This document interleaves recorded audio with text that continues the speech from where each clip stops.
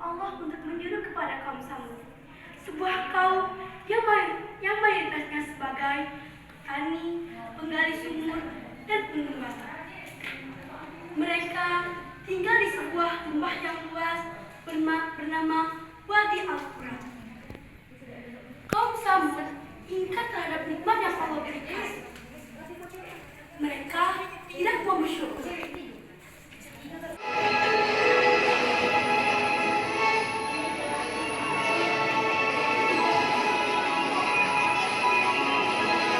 No, maka kena halangi bermik ini.